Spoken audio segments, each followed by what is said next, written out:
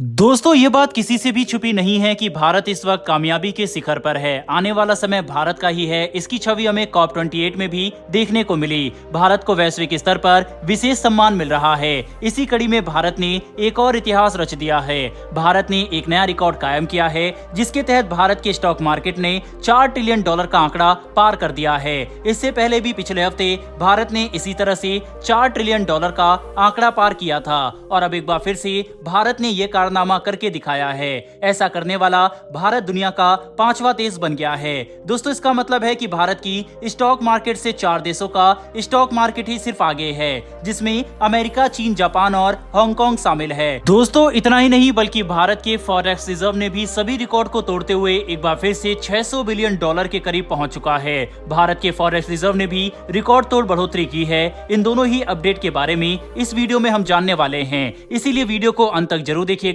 साथ ही भारत की इस ऐतिहासिक कामयाबी के लिए कमेंट बॉक्स में एक जय हिंद लिखकर चैनल को सब्सक्राइब अवश्य कर ले, जिससे हमारी डेली वीडियो आप तक सबसे पहले पहुंच सके। दोस्तों भारत ने कोरोना जैसी महामारी के बाद जिस तरह से कमबैक किया, ये वाकई में काबिले तारीफ है। दुनिया की बड़ी बड़ी अर्थव्यवस्था वाले देशों के मुकाबले में भारत की इकोनॉमी बेहद स्थिर है। वहीं बात करें दुनिया में सबसे बड़ी अर्थव्यवस्था वाले देशों की, तो सबसे पहले नाम आता है अमेरिका का, जिसकी नॉमिनल GDP $26.8 ट्रिलियन है। वहीं यहाँ पर एस्टिमेटेड पॉपुलेशन 23 करोड़ का आंकड़ा पार कर चुकी है। इसी के साथ अमेरिका तीसरा सबसे ज्यादा पॉपुलेशन वाला देश है। इसके बाद अर्थव्यवस्था के हिसाब से दूसरे स्थान पर आता है चीन। चीन की वर्तमान नॉमिनल GDP $19.3 ट्रिलियन से भी ज्यादा की है। वहीं पर चीन की एस्टिमेटेड पॉपुलेशन 142 करोड़ है, जो कि भारत के बाद दुनिया में दूसरा सबसे ज्यादा पॉपुलेशन वाला देश है। इसके बाद तीसरी विशाल अर्थव्यवस्था वाला देश में जापान, चौथे स्थान पर जर्मनी और 5वें स्थान पर आता है भारत। भारत दुनिया का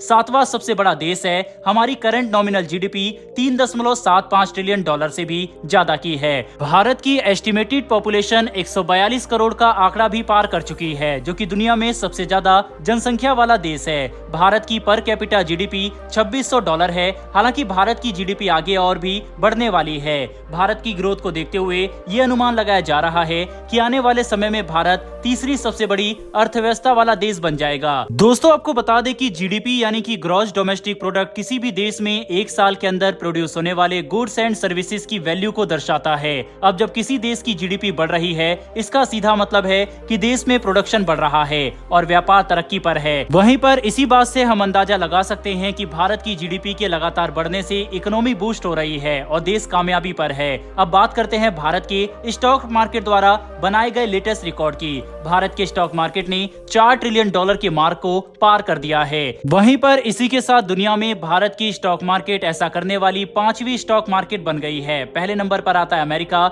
जिसकी स्टॉक मार्केट की वैल्यूएशन $47 ट्रिलियन है। चीन की संघाई स्टॉक मार्केट $9.7 ट्रिलियन के साथ दूसरे नंबर पर आती है। कोरोना की वजह से चीन की स्टॉक मार्केट को काफी भारी नुकसान झेलना पड़ा, क्योंकि चीन की स्टॉक मार्केट में निवेश करने से लोग कतरा रहे हैं। इसके बाद तीसरे नंबर पर आता है जापान का स्टॉक मार्केट, जो कि $5.9 ट्रिलियन है। ये भी लगातार गिर रहा है। इसके बाद हांगकांग आता है, जिसकी स्टॉक मार्केट वैल्यूएशन भी लगातार गिर रही है और भारत जल्द ही हांगकांग को क्रॉस कर सकता है। इसके बाद आता है भारत का स्टॉक मार्केट। दोस्तों स्टॉक मार्केट की वैल्यूएशन कैसे निकाली जाती है, इसको भी आपको बहुत सिंपली हम समझाते हैं। दरअसल स्टॉक मार्केट में लिस्टेड सभी कंपनियों की टोटल वैल्यूएशन को जोड़कर जो वैल्यू आती है, वो स्टॉक मार्केट की वैल्यूएशन होती है।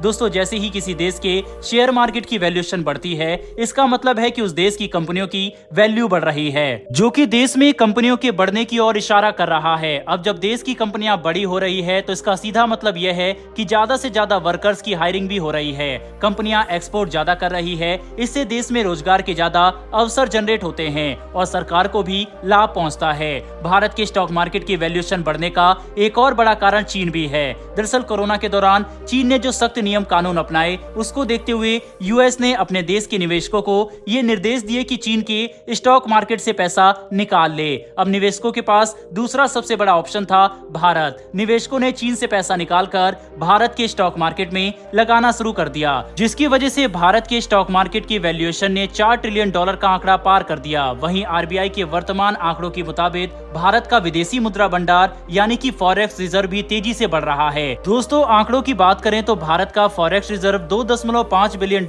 से बढ़कर $598 बिलियन डॉलर हो चुका है, यानी कि 600 बिलियन डॉलर से मात्र 2 बिलियन डॉलर कम। वहीं पर भारत के गोल्ड रिजर्व में भी बढ़ोतरी देखने को मिली और ये बढ़ोतरी 296 मिलियन डॉलर से बढ़ी है। साफ है दोस्तों, जिस तरह से भारत का स्टॉक मार्केट तेजी से बढ़ रहा है, उससे ये अंदाजा लगाना ज्यादा मुश्किल नहीं है कि आने वाले कुछ ही सालों में, यानी कि 2 से 3 सालों में भारत का टोटल जीडीपी 5 ट्रिलियन डॉलर के ऐतिहासिक आंकड़े को भी पार कर सकता है, जो कि भारत के लिए एक बहुत बड़ी कामयाबी होगी। दोस्तों, भारत के बढ़ते इस कद के लिए कमेंट बॉक्स में एक जय हिंद लिखना ना भूलिएगा। साथ ही मेरी एक छोटी सी रिक्वेस्ट है कि नीचे दिए गए सब्सक्राइब बटन को प्रेस कर बेल आइकन को जरूर दबा लें, जिससे हमारी डेली वीडियो आप तक सबसे पहले पहुंच सके। फिर मिलेंगे ऐसी एक नई वीडियो के साथ। धन्यवाद। जय हिंद।